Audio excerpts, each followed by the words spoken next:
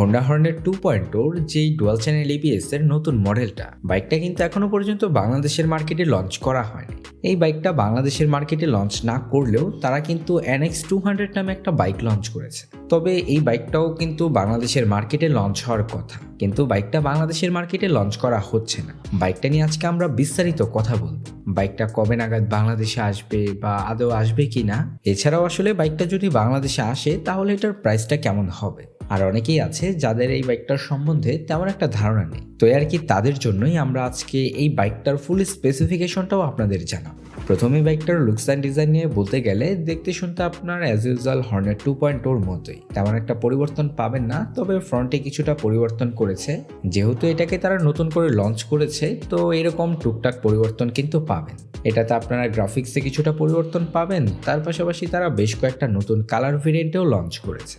Overall আসলে বাইকটা এমনিতে দেখতে শুনতে যথেষ্ট ভালো লাগে, এমনকি খুবই প্রিমিয়াম একটা বাইকও মনে হয়। বাইকটার আপনারা বেশ কয়েকটা ম্যাট কালার ভেরিয়েন্টও পাবেন, যেগুলো কিন্তু দেখতে শুনতে যথেষ্ট ভালো। এটার বডি ফ্রেম নিয়ে যদি বলতে যাই, মূলত আসলে ফ্রন্ট সেকশনটায় কিছুটা পরিবর্তন পাবেন। এমনিতে আসলে বডি ফ্রেমটা প্রিভিয়াস মডেলের মতোই পাবেন, এর থেকে বেশি কিছু আসলে তারা পরিবর্তন করেনি। তবে এখানে পরিবর্তনটা করা উচিত ছিল এটার হেডল্যাম্প সেকশনে। হেডল্যাম্প আপনারা নতুন একটা এলইডি ভালভের হেডল্যাম্প সেটআপ পাবেন, সাথে এলইডি ভালভের ডিআরএল সেটআপও অ্যাড করা হয়েছে। তবে এখানে যে জিনিসটা পরিবর্তন করা উচিত ছিল সেটা হচ্ছে এটার হেডল্যাম্পটা। এখানে তারা যদি এলইডি প্রজেকশন হেডল্যাম্প সেটআপ দিত তাহলে এটার নাইট ভিজিবিলিটিটা আরেকটু বেটার পাওয়া যেত, কেননা এটার যে নাইট ভিজিবিলিটিটা সেটা কিন্তু অতটাও ভালো পাবেন না। তো যার কারণে বলা যায় যে এখানে তারা যদি এলইডি প্রজেকশন হেডল্যাম্প সেটআপ দিত তাহলে আর কি নাইট ভিজিবিলিটি নিয়ে তেমন একটা অসুবিধা হতো না। ফ্রন্টে আপনারা আপসাইড ডাউন সাসপেনশন পাবেন, সাথে 17 ইঞ্চি অ্যালুমিনিয়ামের সাথে রয়েছে 100 সেকশনের টিউবলেস টায়ার এবং ব্রেকিং সিস্টেম হিসেবে রয়েছে 276 মিলিমিটারের ডিস্ক। রেয়ার সেকশনে আপনারা মনোশক সাসপেনশন পাবেন 140 সেকশনের টিউবলেস টায়ার। ব্রেকিং সিস্টেম হিসেবে এখানে রয়েছে 220 মিলিমিটারের ডিস্ক ব্রেক।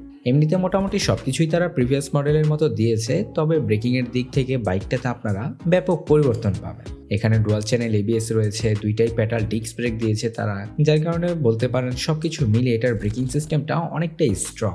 মানে কমতি তো কোনো দিক থেকে মনে হবে না, মানে এখানে আপনারা যথেষ্ট ভালো পাবেন এটার ব্রেকিং সিস্টেমটা। এরপরে পরিবর্তনটা পাবেন হচ্ছে এটার স্পিডোমিটারে। এখানে তারা টিএফটি স্পিডোমিটার দিয়েছে। যেহেতু এখানে তারা টিএফটি স্পিডোমিটার দিয়েছে, তো এটাকে তারা চাইলে কিন্তু আরেকটু ইমপ্রুভ করতে পারত। মানে এটার যে আউটলুকটা রয়েছে এটা কিন্তু আসলে অতটাও ভালো লাগে না। এমনিতেই স্কোয়ার বক্সি শেপের পাবেন, তবে এটার যে চিন ভেসেল এরিয়া এটা কিন্তু অনেক বেশি। এটাকে আরেকটু ন্যারো করলে কিন্তু যথেষ্ট ভালো লাগতো। এমনিতে আপনারা ফিচার বলেন সবকিছুই আপনারা যথেষ্ট ভালো পাবেন, কোনো ধরনের ফিচারের কমতি কিন্তু এই স্পিডোমিটারটায় আপনারা পাবেন না। এটাতে ব্লুটুথ কানেক্টিভিটি সহ বর্তমানের সকল ফিচারগুলো রয়েছে। ইঞ্জিন সেকশনের কথা বলতে গেলে এইখানে কোনো প্রকার পরিবর্তন করে না এই বাইকটাতে। ইঞ্জিন সেকশনটা হুবহু আপনার প্রিভিয়াস মডেলের মতোই। তবে যদি পরিবর্তনের কথা বলেন, অবশ্যই কুলিং সিস্টেমে একটু পরিবর্তন করা দরকার ছিল।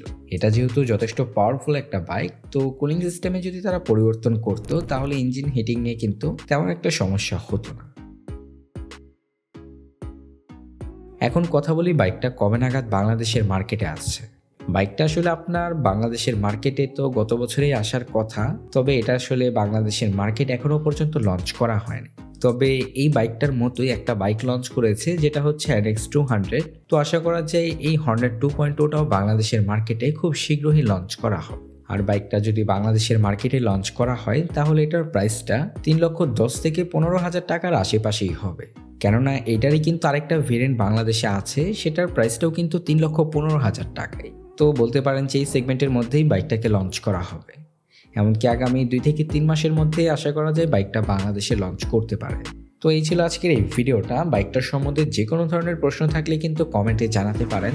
দেখা হচ্ছে পরবর্তী কোনো নতুন ভিডিওতে। সবাই ভালো থাকবেন, সুস্থ থাকবেন, ধন্যবাদ।